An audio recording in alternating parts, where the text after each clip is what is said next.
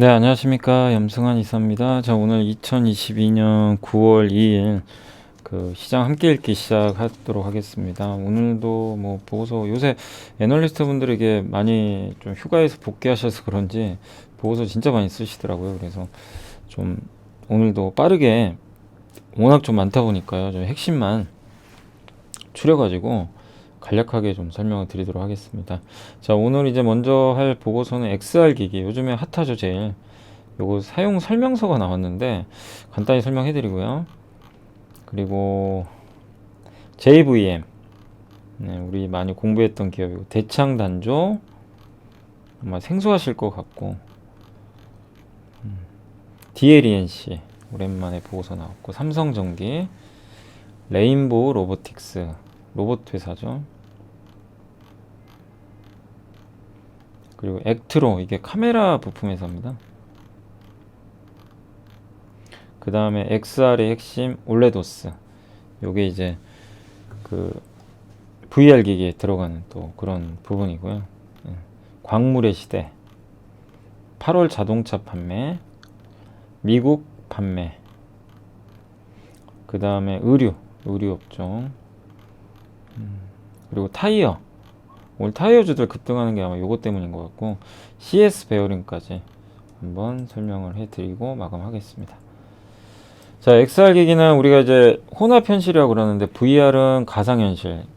이게 고글 딱 착용하고 앞에 이제 가상 현실이 눈앞에 있는 거예요. 그래서 그 안에서 게임하고 그런 거고 AR은 증강 현실이죠. 실제 실환경에서 그걸 비추 이제 우리가 카메라를 통해서 봐가지고 실제 현실을 보는 거고 이 두 개를 섞은 게 XR 혼합 현실이라고 합니다.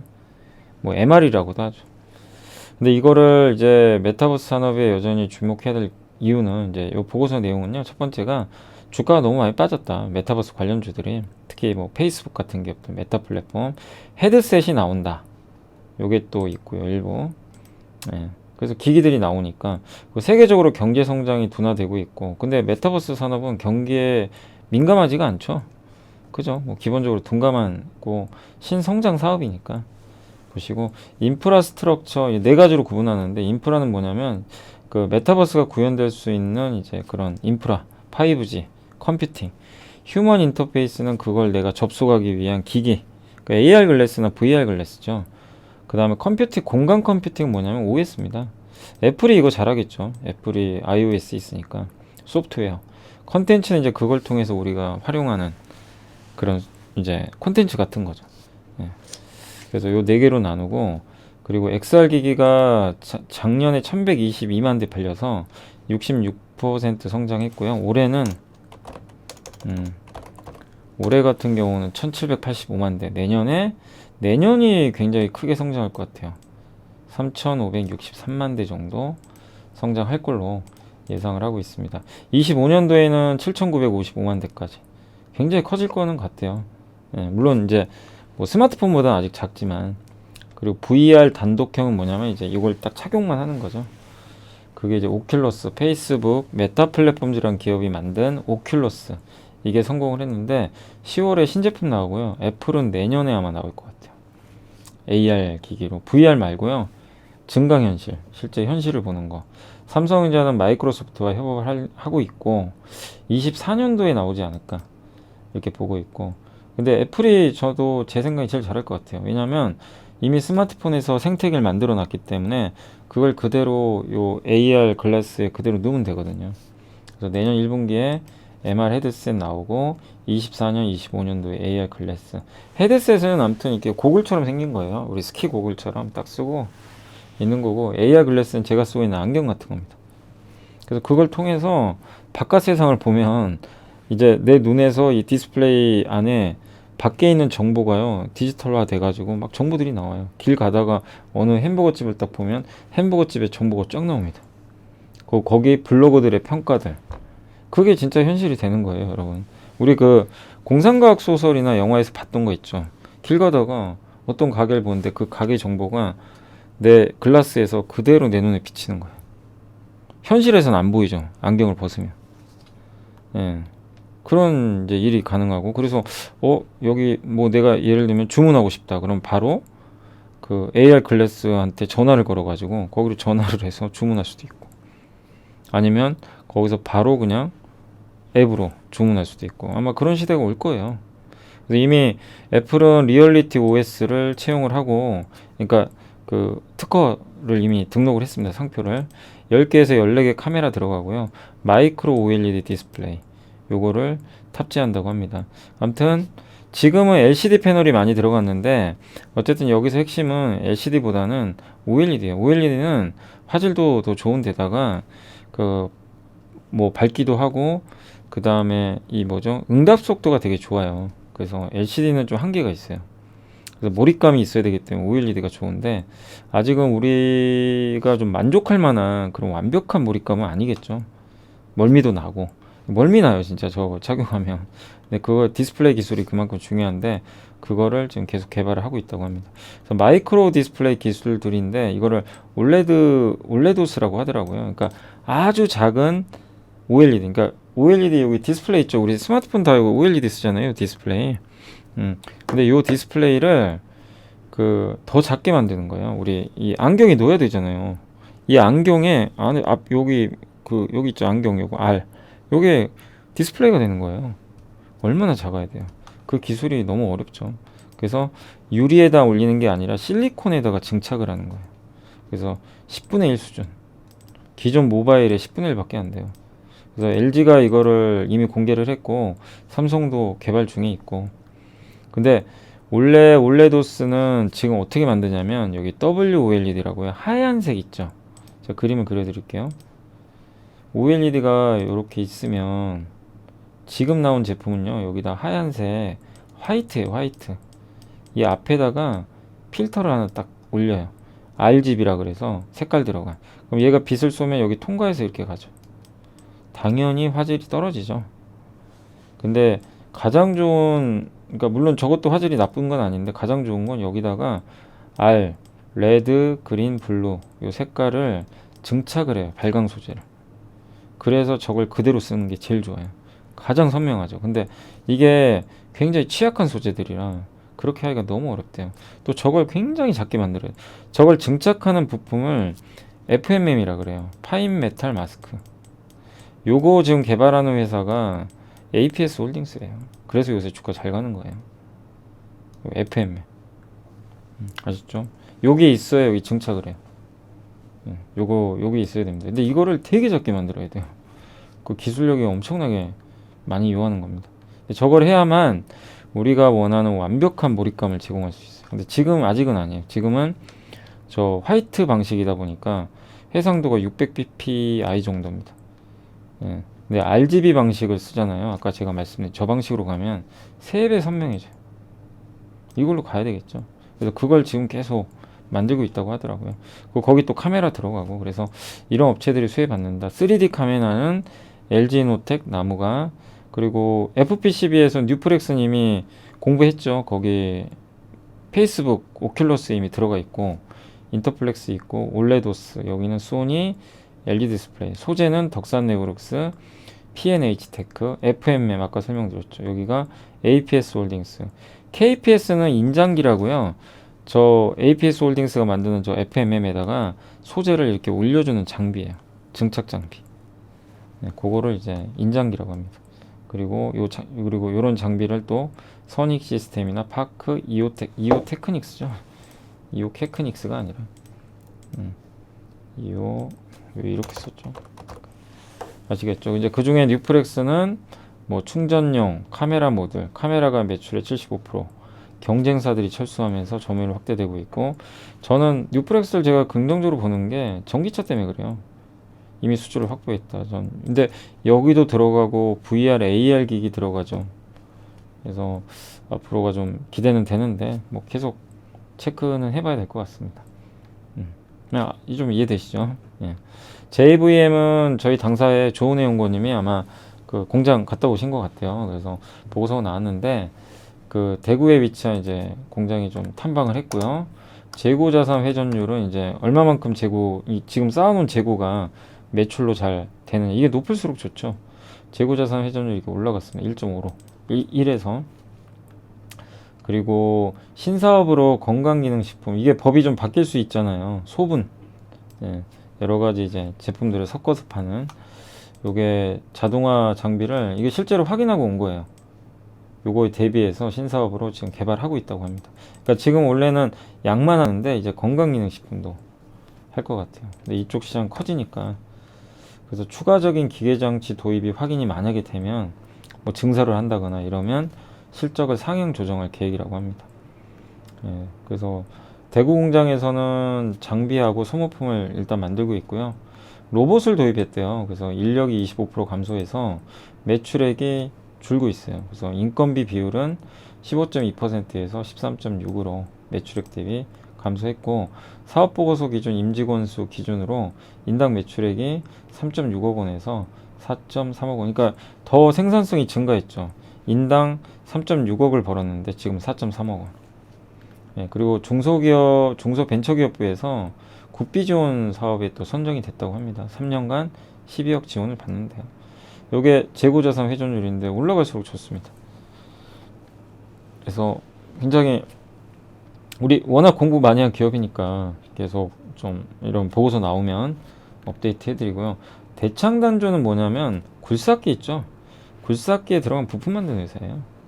단조라 그러죠. 이게 땅땅 두드리면 점점 더 단단해지는, 그래서 안에가 아주 단단해지는, 예, 기계적 성질이 우수한 그걸 단조라 그래요. 그러니까 망치로 두들겨서, 옛날에 대장장이들이 이렇게 우리 그 영화나 드라마 보면 대장장이들이 막 칼 같은 거 막 두드리잖아요.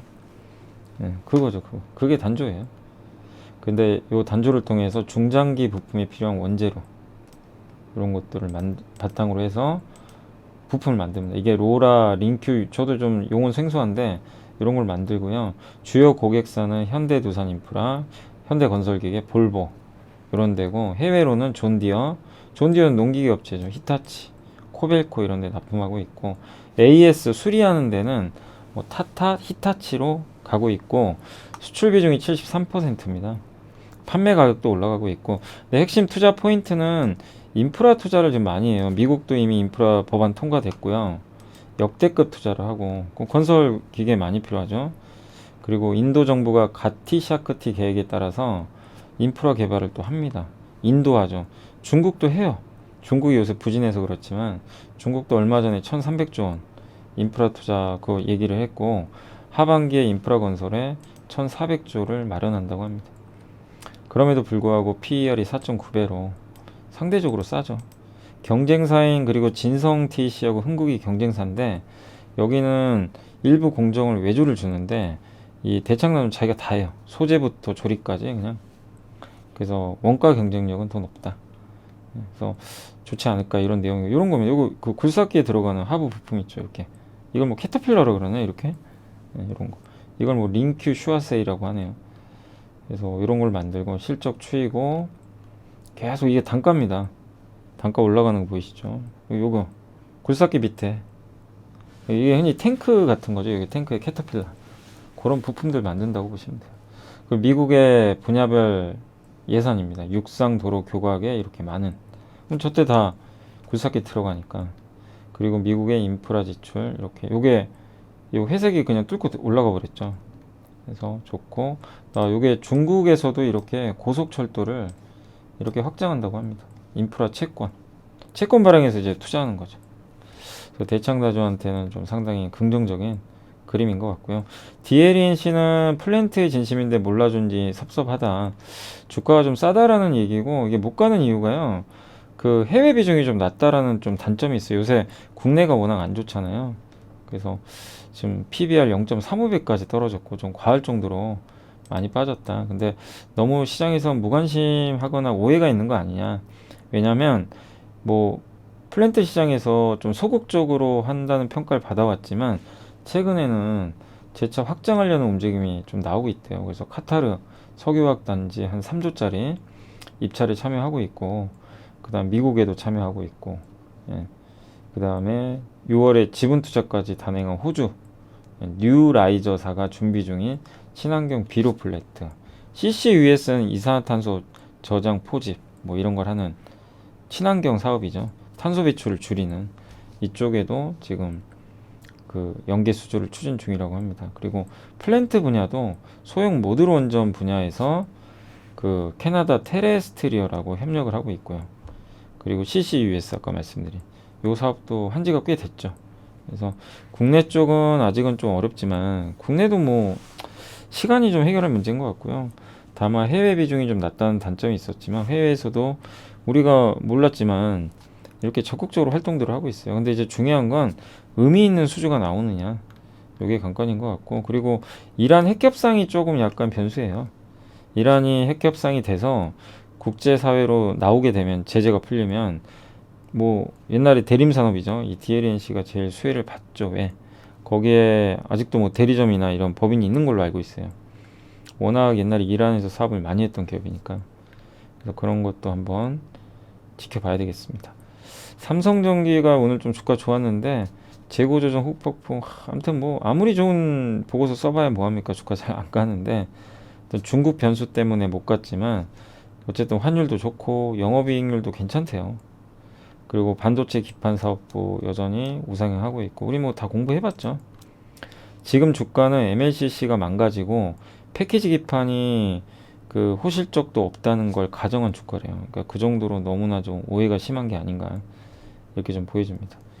그래서 삼성전기 자체 경쟁력까지도 무시하는 현 주가는 너무 좀 과도하게 좀 저평가돼 있다라는 그런 내용이니까 참고하시면 좋을 것 같습니다. 그래서 삼성전기 진짜 좀 주가 많이 빠졌어요. 중국 이슈 때문에. 그렇지만 이제 주가는 좀 뭐 일단 어느 정도는 잘 버텨주는 것 같습니다. 레인보우 로보틱스는 로봇 회사고요. 그 이족 보잉, 인간처럼 걷는 로봇이 있어요. 그 휴보를 개발한 회사인데 세계 3대 이족 보잉 로봇 중에 하나입니다. 이제 유명한 로봇이고 그 핵심 부품이나 기술을 다 내재화 시켰어요. 그래서 동사의 강점은 가성비 좋아요. 싸게 잘 만들고. 예. 그러니까 핵심 부품하고 소프트웨어를 직접 만들어요. 사업 확장성. 여기서 끝나는 게 아니라 협동 로봇, 의료 로봇, 국방 로봇까지 예. 계속해서 지금 확장하고 있고, 초정밀 지향 마운트 시스템, 이건 뭐냐면은 그 천체 관찰하지, 천체, 뭐 만원경 같은 거 천체 관찰하잖아요. 그거를 관찰하기 위한 기계 장치라고 합니다. 이쪽도 좀 하고 있고, 국내에서 이제 유일하게 개발한 거죠. 시스템 전체를 천체를 관측하기 위한 거고. 아무튼 이제 근데 가장 핵심은 협동 로봇이에요. 우리 뭐 마트나 아니 그 일반적인 그 카페나 이런 데 가보면 요즘에는 이렇게 기계가 어떤 로봇 팔이 대신 만들어주는 경우도 보셨을 거예요. 인간하고 같이. 그래서 그걸 협동 로봇. 인간과 로봇이 같은 공간에서 일을 하는 겁니다. 그래서 협동 로봇이라고 하는 거예요. 근데 동사의 제품은 뭐 스마트폰이라든가 이런 환경에서도 뭐 자유롭게 좀 하는 것 같고, 예. 그래서 여기 커피, 청량음료, 아이스크림, 치킨 등 다양한 프랜차이즈 업체에 설치가 많이 되고 있다. 흑자 전환 성공했고요. 점점 시장 커진다. 다만 버는 돈에 비해서는 비싸요. 예, 뭐 PER이 굉장히 높더라고요. 근데 로봇주를 퍼보고 투자하는 건 아니죠. 뭐 큰 의미는 없고요. 어쨌든 중요한 건 이걸로 돈도 벌고 있고 성장한다는 건데, 뭐 돈을 왕창 버는 거는 조금 더 시간은 걸리겠죠. 이런 부품들을 다 내재화했고요. 확장성, 웬만한 로봇에 다 들어갑니다. 로봇 시장 규모, 매출 총 이익률도 돌렸고, 매출 총 이익률이 되게 높아요. 제조업체인데도. 그 다음에 사업 분야, 예, 이게 천체 관측하는 거, 정밀 지향 마운트, 예, 요게 이족 보잉 로봇, 로봇 팔, 협동 로봇. 이게 제품 라인업입니다. 협동 로봇. 팔처럼 생겼죠. 사람 옆에서. 그리고 액트로는 뭐냐면 카메라 모듈용 핵심 부품이 액추에이터라고 있어요. 구동. 카메라를 구동해주는 그런 건데, 거기에 자동 초점 맞춰주는 장치, 손떨림 방지 장치, 이런 것들이 들어가 있고, 또 폴디드 줌, 잔망경이라 그래서 그 스마트폰에다가 5배인가요? 이 광학줌을 넣어주는 거예요. 우리 보통 DSLR 카메라 쓰면 되게 두껍잖아요. 두껍고 이게 앞으로 쭉 줌을 하면 이거를 렌즈를 앞으로 쭉 빼야 되잖아요. 이렇게 조절해 가지고. 그러니까 이걸 스마트폰에 넣는다고 생각해 보세요. 스마트폰이 뒤에가 가툭티가 되겠죠. 막 렌즈가 튀어나오니까. 그래서 그 렌즈를 눕혀 가지고 넣어버린 거예요. 그걸 폴디드 줌, 잔망경이라고 합니다. 이런 것들을 만들고 있어요. 그래서 기술력이 있고, 또 한 가지가 지난 5월에 에너지기술연구원으로부터 2차 전지 성능 향상시킬 수 있는 그래핀 코팅 공정기술 이전 협약을 맺었대요. 그래서 2차 전지 소재 쪽으로도 이제 가요. 그래핀 이번에 이전받은 기술이 음극재 있죠. 실리콘 음극재. 그러니까 흑연 음극재를 많이 쓰는데 거기에 실리콘을 첨가를 해요. 일부. 근데 안정성이 떨어져요. 예. 그래서 그 안정성이 떨어지기 때문에 다양한 소재들을 이제 넣는데, 여기 보시면 성능 저하, 화재 이용. 근데 이 이전 받은 그래핀 신소재를 이 코팅을 해주면 거기다 굉장히 그 수명 저하를 낮출 수가 있어서 많이 쓰일 것 같아요. 근데 이거를 내년에 일단 성능 평가하고, 성공했다는 건 아니에요. 성능 평가하고 양산 테스트를 한다고 하니까 이제 내년 한번 보는 거죠.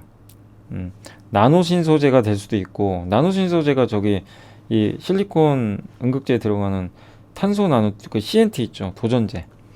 그 도전제 만들어 가지고 주가가 엄청 올라갔잖아요. 예. 원래 디스플레이 쪽으로 알고 있었는데, 근데 어쨌든 이제 이 회사도 만약에 이런 게 성공을 한다면 주가 좋아지겠죠. 근데 다만 주력 제품이 갤럭시 노트인데 이게 단종돼 가지고 적자예요. 그래서 이게 폴더블 폰으로 이제 잘 넘어가게 된다면 실적도 개선될 것 같고, 그리고 아까 말씀드린 그런 그 2차 전지 소재도 그건 내년에 기대를 해보도록 하겠습니다. 다만 기대지 무조건 된다는 아니니까 관찰은 꼭 필요합니다. 그래서 아직은 적자고, 예, 지금 현재는 폴더블 폰이 잘 팔려야 돼요. 잘 팔리고 폴디드 줌, 아까 잠만경, 요게 앞으로 탑재가 얼마나 잘 되는지 중요합니다. 아무튼 가격 오르고 수량도 성장하고, 그런 면에서는 긍정적입니다. 이게 폴디드 줌입니다. 앞으로 더 많이 채택이 되겠죠. 네. 그런 관점으로 한번 봐주시면 되겠고, XR의 핵심, 아까 우리 XR 기기 공부했죠. 마이크로, 이건 제가 적은 거예요. 마이크로 OLED는 화면 크기가 새끼손가락 손톱에 해당하는 1인치 이하의 크기래요. 정말 작죠. 요거를 OLED 디스플레이로 만드는 건데 VR 기기 등에 사용되고, 기존 방식은 RGB 아시죠? 레드, 그린, 블루, 발광 소재를 직접 증착을 하는 거예요. 근데 그게 아니라 지금은 아까 설명드린 화이트 OLED, WOLED예요. 그래서 거기다 필터를 붙여가지고 쏴주는 건데 당연히 회상도가 낮아요. 근데 RGB 방식의 치명적 단점은 이거를 이 FM에 RGB를 실리콘 기판 위에 증착을 해주는 부품인데 이걸 작게 만들어야 되거든요. 당연히 작아야죠. 마이크로니까. 저거 크기도. 근데 저거 만들기가 너무 어렵대요. 그래서 저게 좀 기술이 좀 개발이 되는 게 지금 급선무인 것 같고, 아무튼 이제 APS 홀딩스가 지금 그걸 하고 있어요. 예, 그 FM에. 그리고 뭐 메타, 뭐 애플 다 출시하니까 해상도가 3000 ppi 요걸로 높여주면 뭐 훨씬 더 몰입감도 좋고. 그러니까 지금은 저 정도 레벨은 아니다 보니까 대중화 되는데 아직은 좀 더 벽이 존재하지만 뭐 못하는 게 어디 있겠습니까? 만들겠죠. 네, 그래서 요새 APS 홀딩스가 올라가는 거는 결론은 이제 아시겠죠? 왜 올라가는지. 그래서 여기는 선익 시스템, APS 홀딩스, 뭐 이녹스 첨단 소재, 관심 갖자, 뭐 그런 내용인 것 같습니다. 이게 올레도스라는 패널이래요, 이렇게.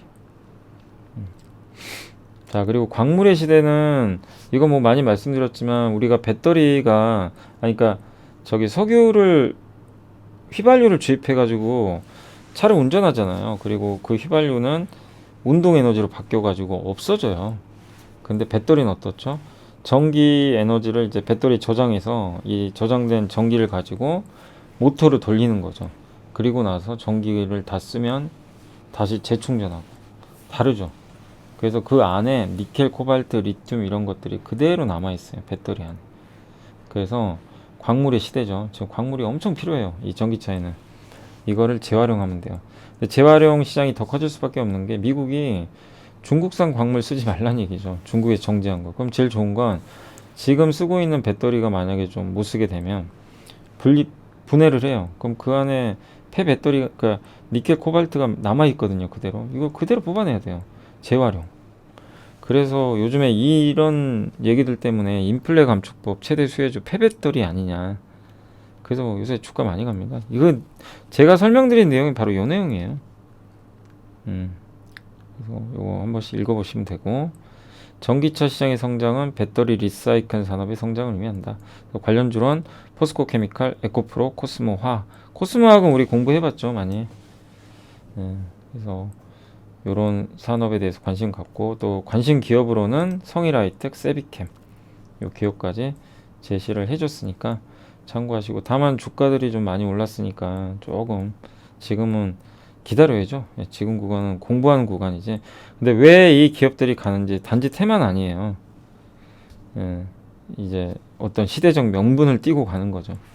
그러나 너무 오버했으니까 너무 많이 오르긴 올랐어요. 좀 지금은 투자 주의는 좀 필요합니다. 그리고 8월 자동차 판매가 현대가 11.6% 증가했고요. 기아가 10.4%. 예, 공급망 차질과 반도체 부족이 개선되면서 7월에 호조세가 계속 이어지고 있고요. 예, 어쨌든 두 자릿수 성장했고, 그리고 내수 쪽에서도 제네시스나 소렌토, 모하비 같은 좀 고가 브랜드가 잘 팔렸습니다. 그리고 3분기가 보통 비수기인데 이번 3분기는 되게 좋을 것 같아요. 여전히 수요는 단단하고, 예, 환율도 좋고 인센티브 비용도 낮고, 그래서 더 개선될 것 같다. 전반적으로 완성차 선호 의견 유지하고, 이분은 한투의 김진우 연구원님은 현대차를 좋게 보고요. 그 다올 투자증권의 유지용 연구원은 기아를 좋게 봐요. 그러니까 애널리스트마다 생각은 달라요. 근데 뭐 둘 다 좋죠, 뭐. 네. 그리고 현대차로 요거는 NH의 조성 연구원님이 요거는 이제 미국 시장. 그래서 8월 미국 자동차 판매가 114만 대. 그래서 월간으로는 처음 드디어 미국 자동차 시장이요. 월간으로 처음 선장했어요. 아직은 코로나 이전에 82% 정도지만 많이 회복됐습니다. 8월에 현대차만 딱 떼놓고 보면 현대가 점유율이 6%로 역대 최고 점유율. 예, 기아도 지금 5.8%, 그 점유율이 5.7%로 굉장히 높게 나왔고 합치면 11.8, 12% 육박하는 놀라운 점유율을 기록을 했습니다. 예, 그래서 기아도 그렇고, 그리고 일본의 혼다와 닛산 합친 거는 10.6이니까 이겼죠. 예, 지금 현대 기아가 미국이 회복되는 과정에서도 어부지리가 아니라 자기 실력으로 지금 증명하고 있고요. 인센티브 딜러들한테 주는 비용은 여전히 낮아요. 예, 미국 시장 인센티브가 1117달러인데 현대 기아의 인센티브는 409달러밖에 안 돼요. 인센티브는 계속 낮은 상태입니다. 다만 재고가 이제 늘어나면, 재고가 워낙 부족했기 때문인데 늘어나면 인센티브는 지금보다 올라가겠죠. 그렇지만 타이트한 재고는 상당 기간 지속될 것 같아요. 당장 뭐 타이트한 재고가 없어지는 건 아니니까. 그래서 요 현대차 기아의 수익성은 계속 장기적으로 좋지 않을까. 그리고 제품 브랜드 좋아졌고요. 전기차 전용 플랫폼 차종이 뭐 여전히 잘 팔리고, 미국 내 전기차 현지 생산도 이제 구축할 예정이고, 내년 하반기에 기대감은 많은데, 그동안 인플레 법안이니 뭐 보조금 못 받니 해서 너무나 눌려 있었는데 이제 그런 리스크는 좀 완화됐다라고 봐주시고요. 의류 쪽도 참 답답해요. 정말 주가는 저평가돼 있는데, 아니, 지표도 좋아요. 근데 안 갑니다. 왜? 피크아 우려 때문에. 이번에 의류 업체들 뭐 보면 7, 8월 소비가 예상보다 좋아가지고 두 자릿수 성장을 또 했어요. 비수기인데도. 원래 이게 그 옷 같은 건요, 8월이 제일 매출이 안 나와요. 왜냐면 겨울 옷이 단가도 비싸고 한데, 이제 8월 같은 경우는 이제 그 여름 옷 소비는 다 끝난 시즌이거든요. 그 8월에는 주로 가을 옷을 사는데, 그 더운 8월에 미리 가서 가을 옷도 사지도 않아요. 그래서 8월은 전통적으로 의류 소비가 많이 주는 달입니다. 이건 뭐 항상 반복되죠. 이렇게 보시고, 어쨌든 이번 7월 데이터는 좋았습니다. 여성 정장 캐주얼 다 30% 이상 성장했고, 남성도 38%, 48% 성장을 했고, 그다음 패션 기업들의 내수 실적은 7월에도 30% 이상 고성장을 했어요. 그러니까 근데 이렇게 좋아도 주가는 안 가요. 왜? 야, 이거 어차피 꺾일 거 아니야. 그러니까 어차피 재고 쌓일 거고, 어차피 사람들이 이제 돈 쓰는 거 줄일 거고, 물가 이렇게 높은데, 예, 지금이 피크 아웃이다, 지금이 이례적이다, 그러니까 안 믿는 거죠. 그러니까 억울할 수는 있어요. 근데 시장이 소비주를 인정을 안 하고요. 요즘에는 투자 관련주, 태조 이방원 같은 정부 정책에 따라서 투자 수혜받는 이런 것만 인정을 하니까 좀 답답한 감은 있습니다. 하지만 분명한 건 뭐 주가 또 저평가된 거는 맞죠. 그건 팩트니까 잘 좀 지켜봐 주시고, 아무튼 소비 쪽으로 또 넘어가는 사이클이 와요. 안 오진 않아요. 근데 그때까지 내가 만약에 의류줄 갖고 있으면 견뎌낼 거냐? 요거를 좀 잘 고민해 보세요. 근데 이 신한의 애널리스트 분은 FNF와 신세계인터를 좀 탑픽으로, 그러니까 선호한다고 했지만, 뭐 이거 말고도 한섬도 있고, 뭐 SJ그룹, 아까 뭐 감성코퍼레이션, 예, 더 네이처홀딩스 많이 있죠. 이런 기업들에 대해서도 뭐 긍정적으로 보고는 계신 것 같아요. 예. 근데 어쨌든 FNF와 신세계 인터내셔널을 좀 선호하는 것 같습니다. 백화점 여성, 남성 전체 다 이 위로 튀었죠. 예, 올라갔고, 백화점 아동 스포츠도 튀었고, 명품도 튀었습니다. 예, 그래서 지표는 좋은데 주가는 너무 부진한 그런 모습인 것 같습니다. 타이어 잘 굴러간다. 한투증권의 김진우 연구원님이, 타이어 정말 힘들었죠. 뭐 정말 최악이었고요. 주가도 너무 많이 빠졌고, 오늘 한풀이 하고 있는데, 자동차 생산이 줄면서 신차용 타이어 판매 감소했고요. 코로나로 이동 수요 주니까 교체용도 줄었고, 물류비와 각종 재료비. 이 한마디로 뭔 얘기예요? P 곱하기 Q 마이너스 C가 이익이죠. P는 단가, 수량, 예, 뭐 단가는 올렸어요, 사실. 단가 계속 올렸는데 문제는 Q가 계속 빠졌죠. 차 생산 안 되고 이동 주니까 여기에 비용은 올라갔죠. 물류비, 재료비, 고무 가격. 그러니까 수익성이 안 좋았던 거죠. 지금은요, 반대로 갑니다. 이거 떨어지기 시작했고요. 얘 올라갑니다. 얘는 계속 올렸고. 그러니까 이거는 상수예요. 이미 올리고 있었고, 이 두 개가 근데 바뀌어 버렸죠. 그럼 어떻게 돼요? 수익성 좋아지겠죠. 그래서 P 곱하기 Q-C는 분석하는 거 어렵지 않아요. 되게 간단하죠. 그러니까 지금은 180도 바뀐다는 얘기입니다. 첫 번째 수요 증가, Q 증가, 자동차 생산 늘어나죠. 두 번째 비용, C 감소, 고무 가격 안정, 물류비 많이 떨어졌어요. 세 번째 가격 올렸고, 네 번째 믹스라고 하는데 비싼 타이어가 더 많이 팔려요. 왜? SUV 차가 잘 팔려요. SUV 타이어는 세단보다 10에서 15%더 비싸고요.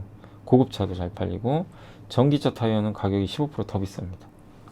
예, 그래서 한국 타이어 목표 주가를 10.4% 상향 조정했고, 예, 그리고 물류비 부담이 잦아들고, 이번에 어디죠? 테네시주에 공장 증설까지 해서 긍정적이고, 특히 전기차 핵심 차종 수주를 많이 어느 정도 했어요. 전기차 타이어는 더 비싸고요.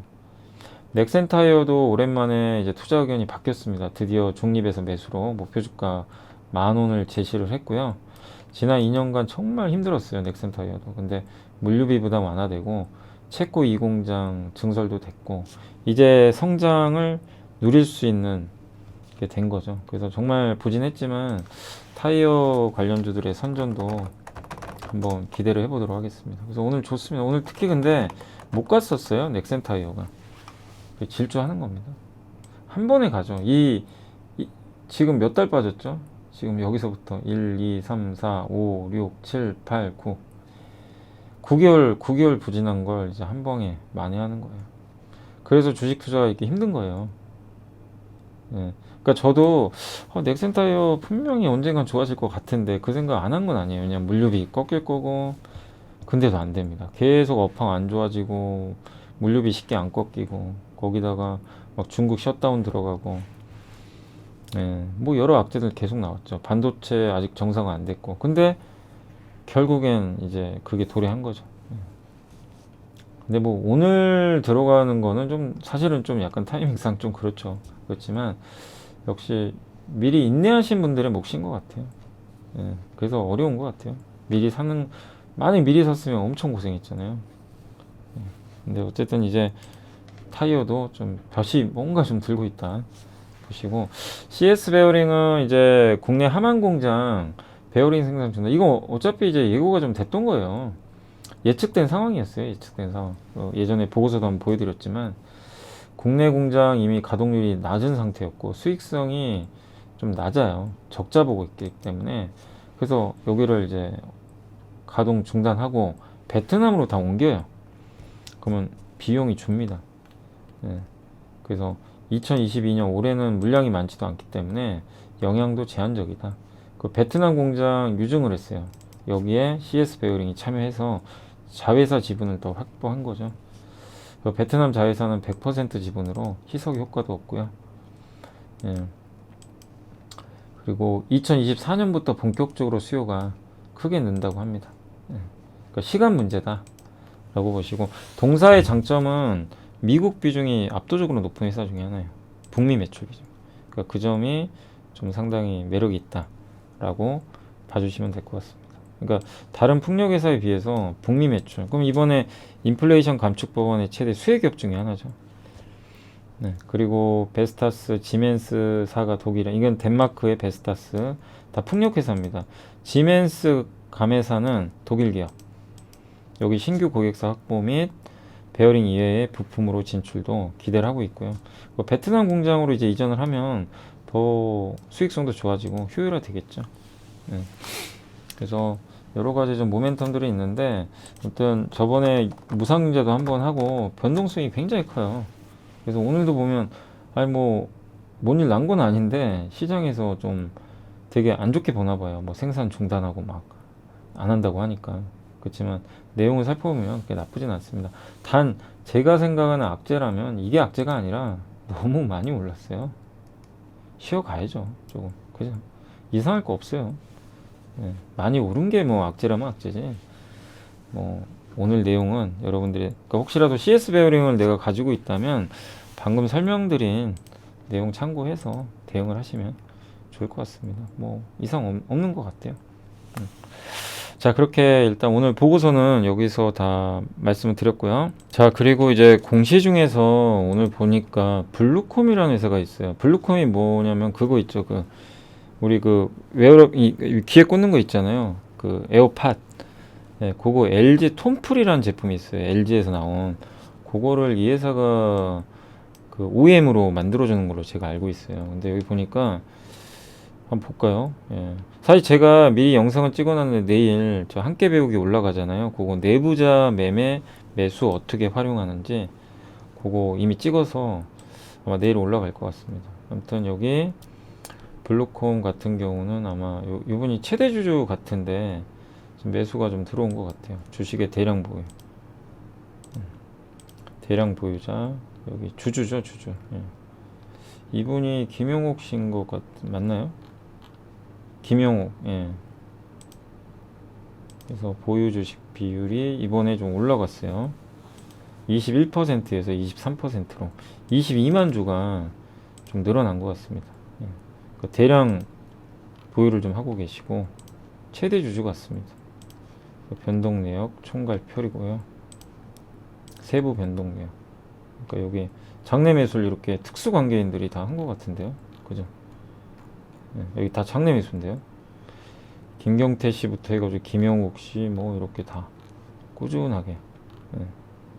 그죠? 이렇게 써 있죠. 그래서 아무튼 요런 좀 내용도 있으니까 참고는 해주시고 뭐 공부는 해보세요. 뭐 블루콤 저도 안 본 지가 하도 오래된 기업이어가지고 블루콤이 뭐 했는 기업이냐면 옛날에 요거 있어요. 요거 뭐죠? 이렇게 그 목에다 거는 거 그거 하던 회사로 제가 알고 있는데 워낙 거래도 없고 막 적자 보고 막 이러거든요. 근데 LG 톰풀이 그거 에어팟 요거 만드는 걸로 제가 알고는 있습니다. 근데 그게 얼마나 팔릴지 여기 무선 이어폰 있죠. 그게 핵심이고 아직은 좀 적자예요. 근데 과연 회사에 뭐 그동안 돈은 좀 벌어놔서 돈은 있는데 일단 그게 얼마나 잘 팔리느냐가 좀 관건인 것 같고, 아무튼 오늘 보니까 최대 주주들의 좀 지분 신고가 좀 일부 있었던 것 같아요. 아까 보니까 장내 매수 좀 들어왔죠. 네, 그래서 그런 내용들이 있으니까 여기 장내 참고하시면 좋겠습니다. 한 분이 산 건 아니고 이 최대 주주들이 좀 고르게 지분 매입을 한 것 같습니다. 아무튼 이 내부자 매매와 관련해서는 제가 영상을 내일 오전 10시 올라가니까 한번 봐보시면 좋겠습니다. 자, 그리고 이제 오늘 다 했고 제가 시황 원래 지금 2시 반인데 제가 좀 일찍 오늘 또 저기 그 대학생분들 좀 강연회가 좀 있어가지고 제가 좀 가야 돼서 오늘 좀 일찍 할게요. 그리고 내일 또 밀양을 가야 돼가지고 네, 그래서 오늘 좀 미리 좀 하겠습니다. 오늘 시장이 조금 아쉬워요. 좀 뭔가 올라가길 바라는데, 물론 뭐 나쁜 건 아닙니다. 뭐 오르긴 해요. 근데 우리가 원하는 만큼의 그런 건 아직은 아니고 간당간당하죠. 근데 요즘에 막 이런 뭐 신문도 보고 그러지만 정말 극과 극이에요. 정말 그 신문에 뭐라고 나왔냐면요. 대신증권은 가장 낮게 봐요. 대신증권이 2050까지 보더라고요. 근데 삼성증권은 2800 봐요. 올해. 그러니까 같은 현상을 보고 어떤 리서치 센터는 낮게, 어떤 리서치 센터는 높게 봐요. 정말 어렵죠. 근데 누구 말이 맞는지는 어떻게 알겠어요. 우리가 해야 될 거는 지수 맞추기 의미 없고 앞으로 좋아질 산업 이걸 찾아야 되고, 앞으로 좋아질 산업은요 다른 게 아니라 제가 이 그림만 그려드릴게요. 그냥 그림입니다. 요건 그냥 차트, 그냥 차트니까 이거 말고, 이게 뭐냐면 우리가 찾아야 될 산업은 뭐냐면요, 요게 침투율이라고 칠게요. 침투율. 요게 이제 기간이죠. 기간. 여기서 어떤 산업은 이미 침투율이 여기 90%간 것도 있어요. 80%. 이게 뭐예요? 스마트폰 아닙니까? 그러니까 성장이 안 나와요. 온라인 쇼핑 거의 절반 요 정도까지 가 있고, 전기차 이제 미국은 요 정도, 전 세계적으로는 10% 정도 돼요. 침투율이. 그럼 이만큼 남은 거예요. VR 기기 요 정도입니다. 이제. 그러니까 우리가 그러니까 우리 한국에 투자해서 정말 큰 어떤 뭐 주도주를 잡고 싶으면 침투율이 낮은 걸 해야 돼. 근데 낮은 대신에 앞으로 침투율이 확 늘어나야 돼요. 그게 확신이 있어야 돼요. 근데 만약에 VR 기기가 그냥 여기서 매니아크하게 이러면은 이건 의미가 없어요. 그냥 얘는 별 볼일 없어요. 근데 모르죠. 이렇게 될지, 옛날에 스마트폰처럼 이렇게 될지 그거 어떻게 알아요? 그러니까 저도 어려운 거죠, 그런 거. 그렇지만 침투율이 차라리 낮은 게 낫다는 거죠. 이미 높은 거는 성장할 룸이 없어요. 그래서 스마트폰 섹터가 잘 안 가는 거예요. 그래서 얘네가 지금 하는 게 자율주행. 자율주행 이제 시작도 안 했잖아요. 요 정도. 근데 제 생각엔 자율주행은 이렇게 될 것 같아요, 나중에. 많은 차가. 예. 근데 여기 스마트폰 하는 회사들이 일로 가죠. 그래서 이제 이런 걸 좀 고민하는 거예요. 그러니까 지수가 2800 가냐, 2050 가냐, 이거 고민보다, 예. 근데 저는 이런 거예요. 만약에 대신증권 의견처럼 2050까지 가요.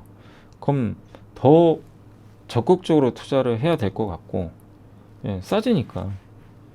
그 2050 간다고 자율주행 안 할 겁니까? VR 기기 안 할 겁니까? 태양광 투자 안 할 거예요?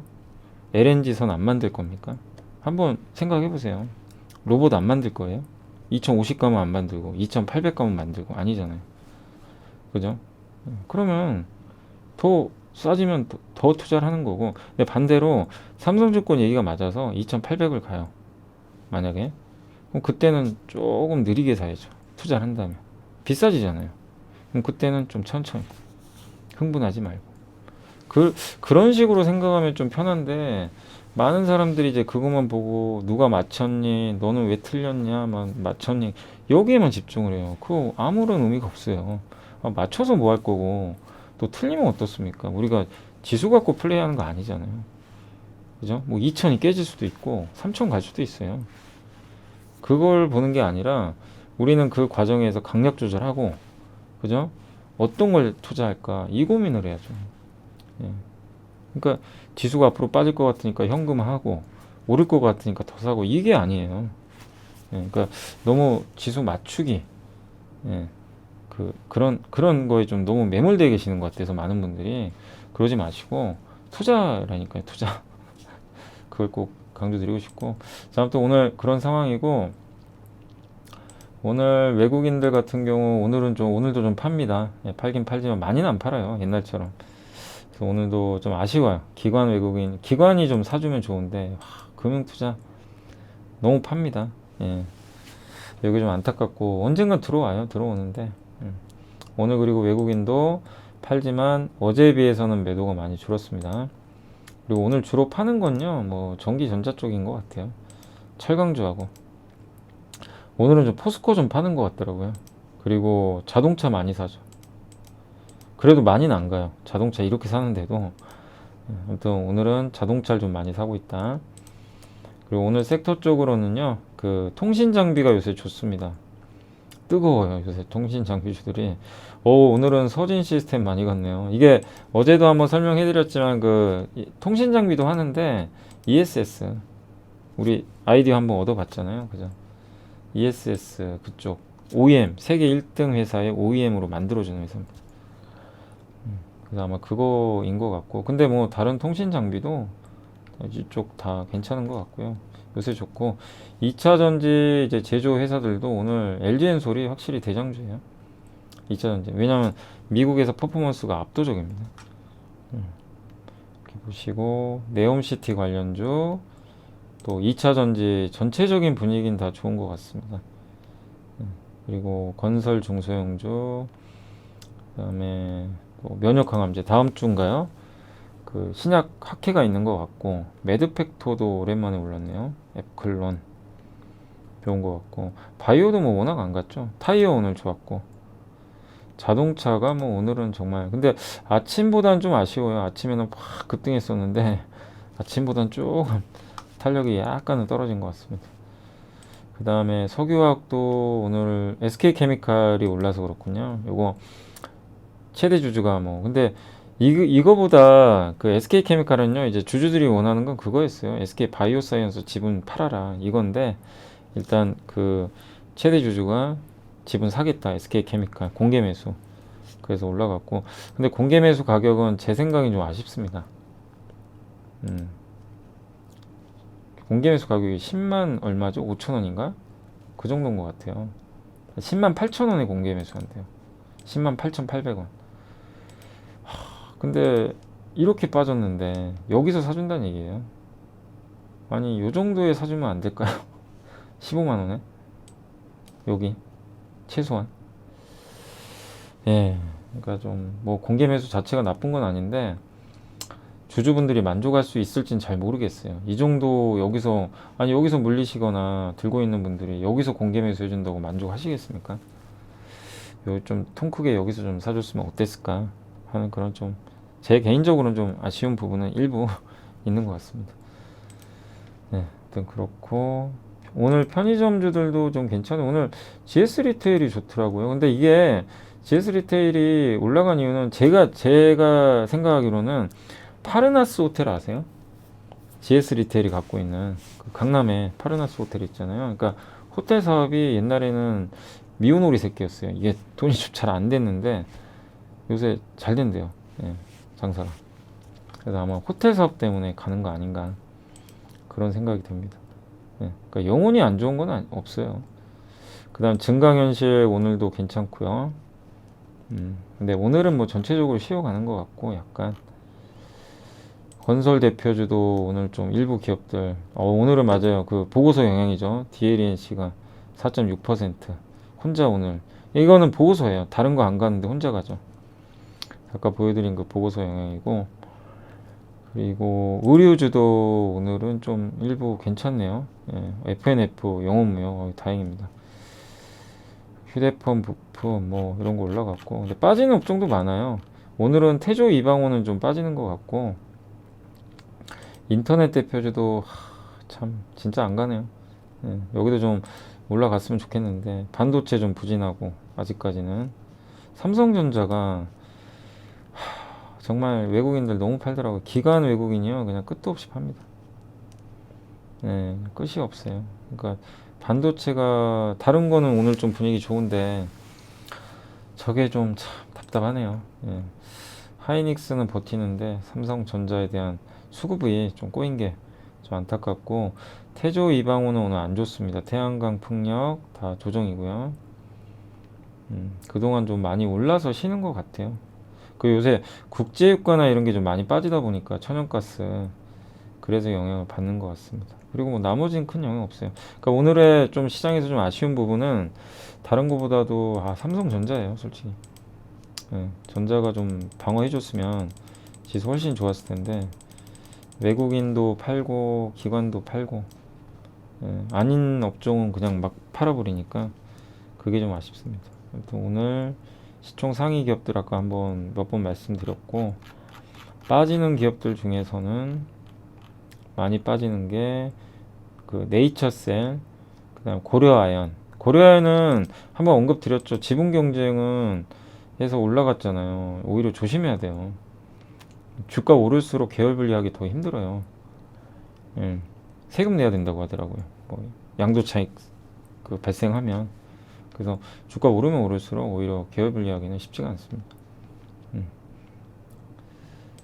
그래서 어쨌든 좀 펀더멘트가 무관하게 올라가면은 오히려 조심해야 됩니다. 그걸 좀 말씀드리고 싶고, 그리고 CS 윈도우는 풍력주 좀 빠지고요. 건설기계, 수소, 그 성일하이텍 뭐 다 최근 강세주예요. 예, 강세 보였던 업종들이 대부분 오늘은 좀 하락을 주도하고 있다.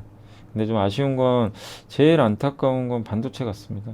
예, 오른 것도 없는데 반도체는 오늘도 부진하네요.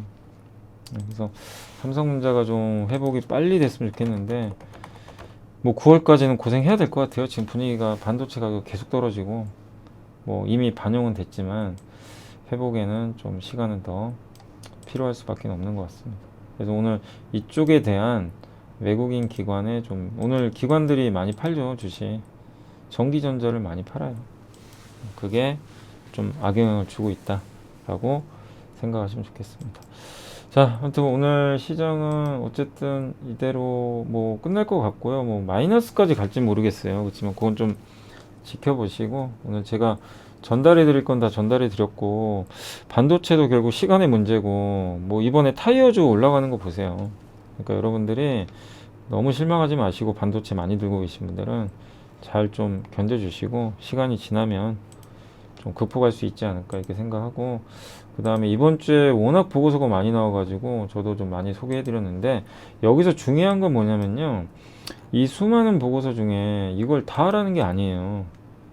이거 어떻게 다 해요? 이 중에 한 몇 개 업종만 추리세요. 추려서 그것만 딥하게 공부하는 거예요. 계속 깊게.